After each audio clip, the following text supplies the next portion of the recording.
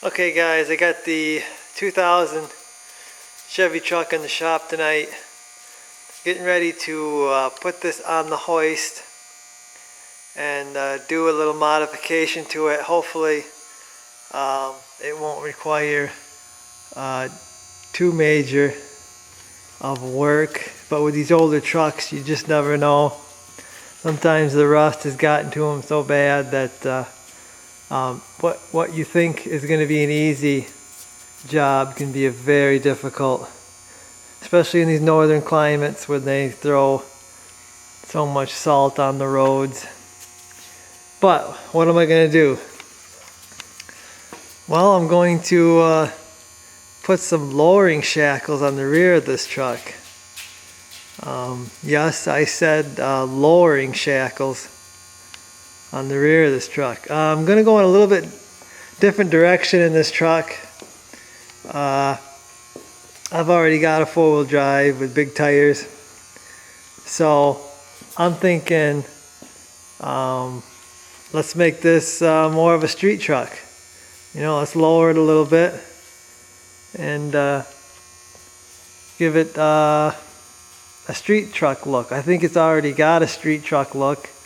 The deal I got on those tires, you know, that does not scream off-road at all. So I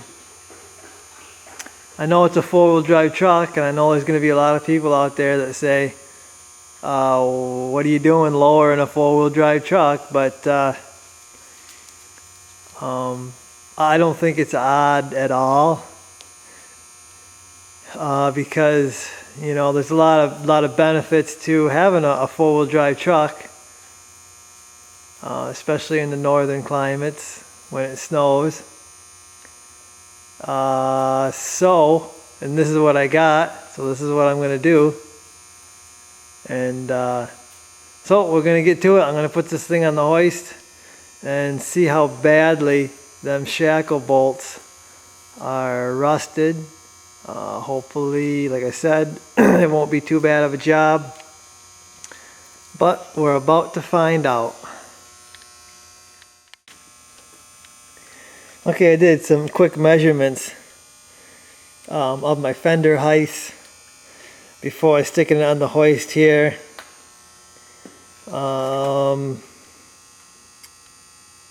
This is actually, the front there is actually with 2.5 turns on the torsion bars. That's up, not down.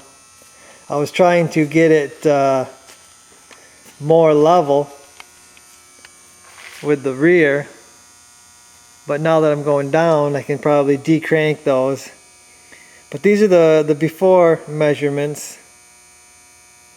You can see there's about even now there's about a 2-inch difference from the front to the back, even with me doing 2.5 turns on the torsion bars.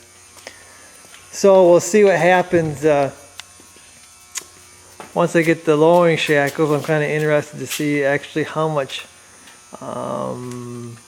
lower the truck will be with the 2-inch lowering shackles, but we'll find out, I guess.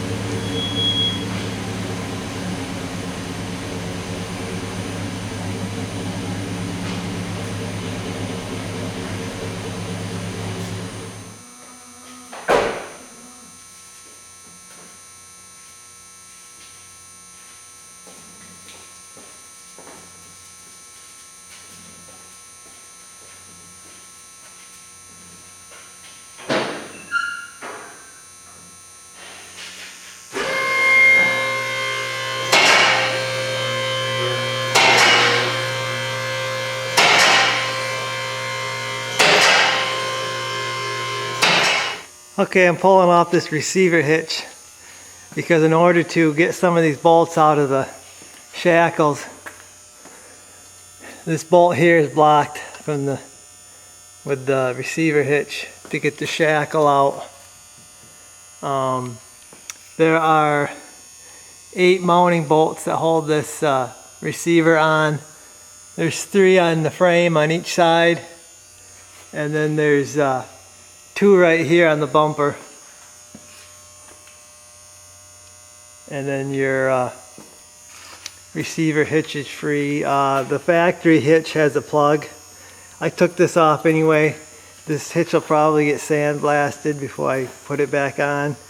But you just pull this deal here. There's a clip. Push on that clip, and it unplugs. Plug. But here's the plug. This one's broke.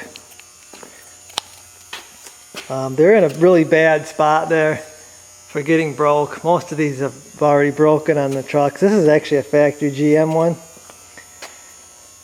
But there's the plug. There's all the bolts. And it's a little scary how these come out. They did not want to come out.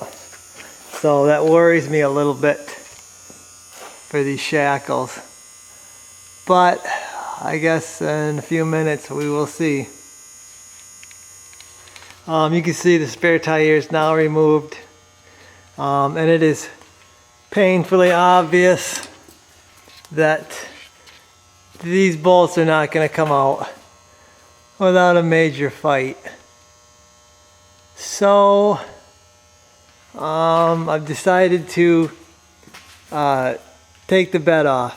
Okay, so there's another reason why I wanted to do shackles.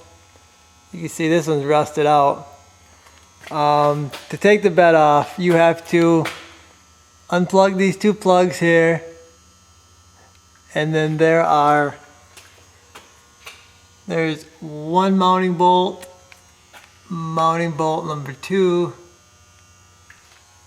and mounting bolt number 3, and then mounting bolt number 4, and they're the same on both sides. You can see I have coated these with blaster. I'm going to let these sit overnight, and then let the blaster do its work before I try to take them out. I do not want them to snap off, or worse yet, just spin and the nut break inside there, because then you got to start cutting bolts, and it's just more work. Okay, now another thing you're going to need to take the bed off is the filler neck, and then you're going to want to pop the filler neck, and it's plastic. It should just there's plastic rivets. Pull the rivets off, and the box should come off with the filler neck on there. We will find out, I guess.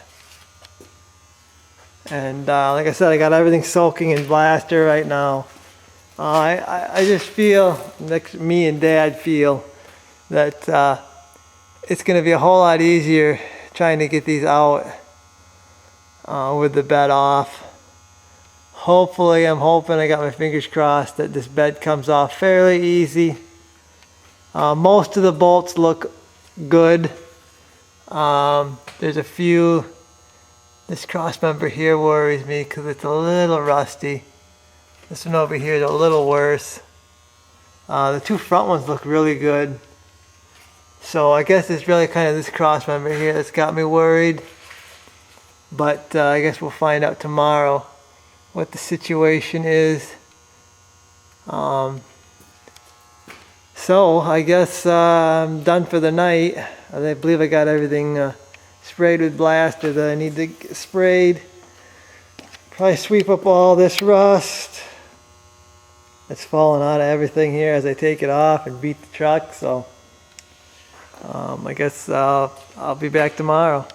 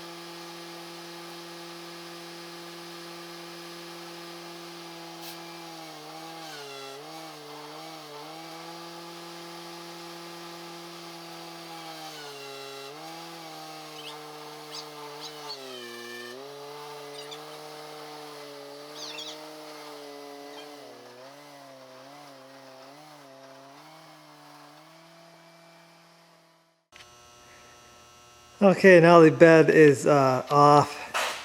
You just saw me take it off with the forklift and some pieces of wood, 4x4, and then I had two 2x4s that I screwed together. Actually, you know, I could take this bed off in a half hour to 45 minutes by myself. It actually went very, very easy. I was worried about some bolts breaking, but here they all are. They do have what appears to be some sort of like a thread lock. I don't know if GM stuck that on there. I don't know. They come off hard. Some of them come off hard, but they did come off after letting them soak overnight with the blaster. So that's out of the way, and really there's all kinds of room now to work. But using some hammers, Dad is pounding on this one here, and you can see it's mushroomed the bolt, and it did move slightly. I don't think that it has broken off the sleeve though. I think maybe the sleeve just might have moved over on the deal. So it looks like these are going to have to be literally cut off, which is not going to be fun, but we'll see. I think I got a few other ideas on how to get these out. We're going to give them a try first. I did notice something else that I don't like. We got a cross member here that is got a hole in it. This is the rear one for the fuel tank. So I may have to end up dropping the tank here and fixing this center crossover right here. Everything else looks okay. This front cross member looks okay. It looks like most of the undercoating is still on that, but this is just full of dirt in here. So another thing, while I got this bed off, I might as well pull this pump out and replace the sender, the fuel level sender. Might as well replace that so I can get that fuel light to shut off. But other than that, the frame looks really good. You know, I don't see anything else that is rusted out. Just gonna try to work these bolts out. We'll see. I'll let you know what happens here. Okay, I'm gonna pull this bumper off just to give us a little more room. You got two bolts right here. You got this one here, kind of a hidden one. And you got two of these bolts again over here, and then you got to get this one again. And then if you're taking this off and you still have your trailer hitch on here, there is two bolts you got to unbolt down here that actually connect to your trailer hitch. So don't forget about them either. And I got these two bolts here I got to take off, and then I'm going to pull this bumper off.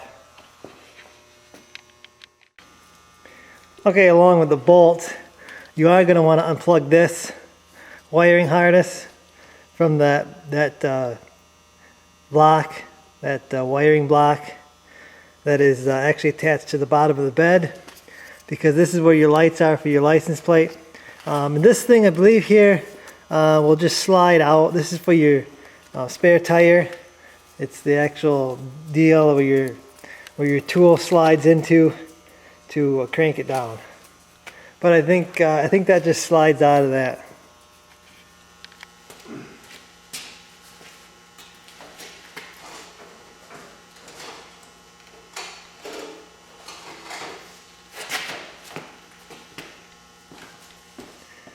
Okay, what I've decided to do here is just use a Sawzall to cut these bottom ones off.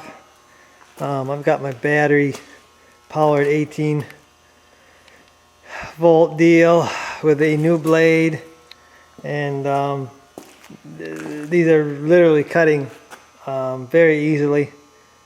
I do not care about the shackle, and I don't care about the bolts.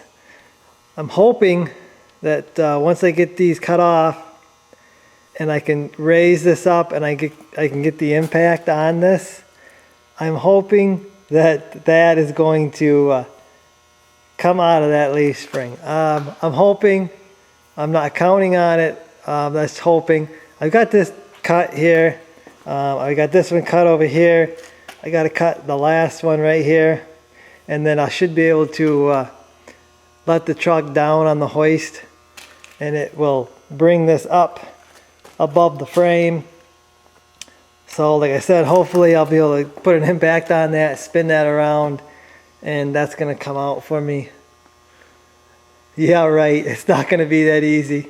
Actually, like I said, these bolts are cutting really easily. When you can, you know, sit here with the Sawzall comfortably and make your cuts, this is very easy. We've done it before where we've left the bed on and everything and tried to cut it from the bottom, and holy crap, is that a lot of work. You know, the little bit of prepping that needs to go in to take the bed off. Actually, even I think if you took just the bumper off, you would have much easier access to cut these off. So I got one, like I said, I got one more. My batteries are getting low here on my 18 volt DeWalt's. For some reason they're not lasting quite as long as they used to. Probably going to need to get a bunch more. Actually, and then the 18 volts are actually cheaper because now they got the new 20 volt ones. So you can find the 18 volt stuff pretty cheap now. So probably got to pick up a few new batteries for the 18 volt stuff. But so that's what's going on with these right now. I will bring you back hopefully after I get this cut off, raised up, and hopefully we get the bolts out easy. Okay, a little bit of advice if you're going to do this yourself and you're using a Sawzall. You need to pry these over enough so you're cutting the actual bolt and not the bushing material. Because I can tell you right now, you're never going to cut through that bushing. It's like a hardened steel or something. It's super hard. The only thing you're going to do is dull your blades. So you need to take the pry bar or something and pry these over so you're actually cutting just the bolt. Here's one here. This is the one side. You can see I cut it off. Actually, I broke it off after I cut it so far. The other one I cut all the way through. And then another thing is you're going to get really close to your mount here. And you can see I shaved a little bit off because I was really close with my blade, because you have to be way over to just cut the bolt. Because if you're going to cut into the bushing like I did right here, I don't know if you can see that or not, but I was catching the bushing right there and I had to pry it over to get off the bushing and just cut the bolt. Well, if you're just cutting the bolt, it cuts easy, no problem. If you're cutting the bushing, you can cut and cut and cut and cut, and it'll never get anywhere. So there's a tip on that. I got them both cut off now. I'm going to lower the hoist and bring these up over the frame. Well, I must have a little bit of luck behind me, because as you can see, this bolt came out. I don't know how, but it did. The GM must have coated that with something. Must have done a better job on this than it did on that shackle.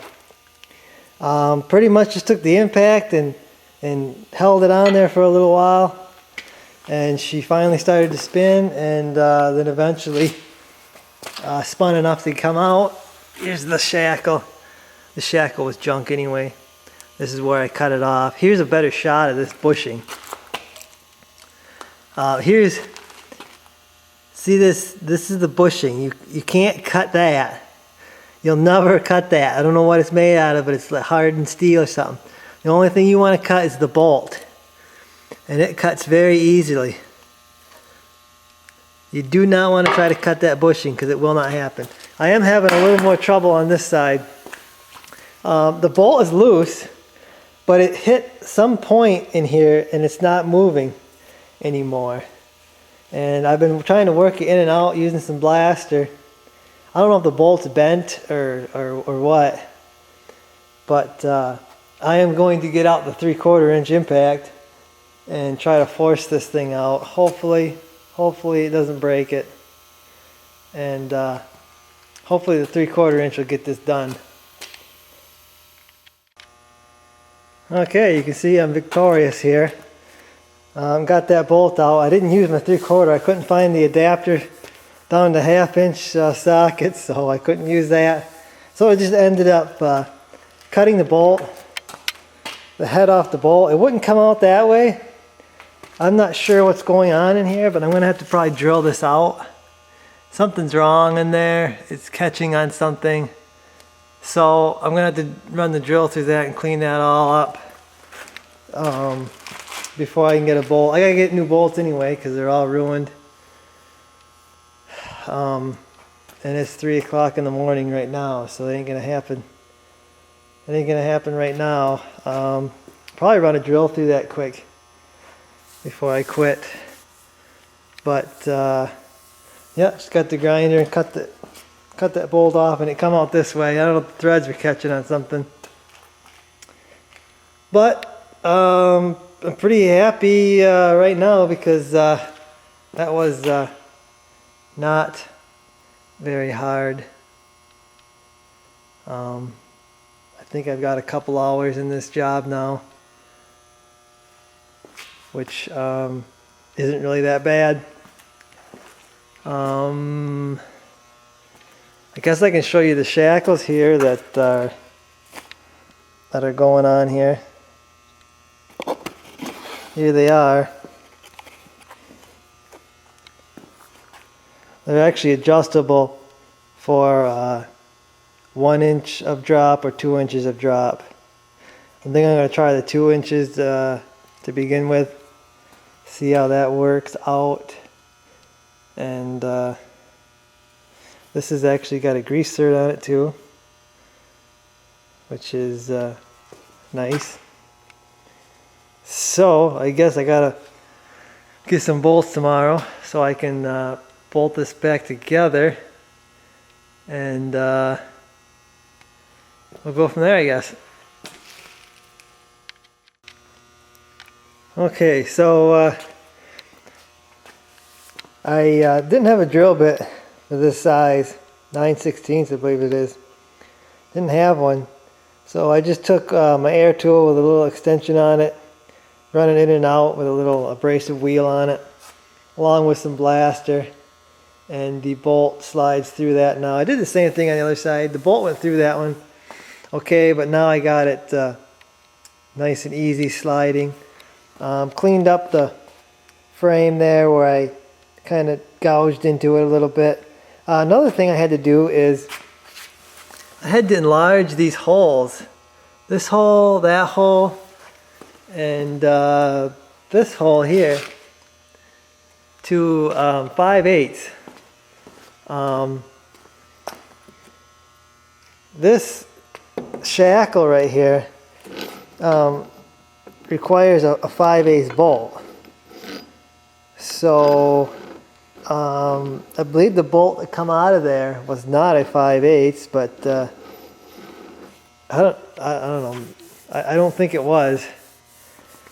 So anyway, to get the bolt through there, I had to enlarge them holes. I had that drill bit, so I was able to do that.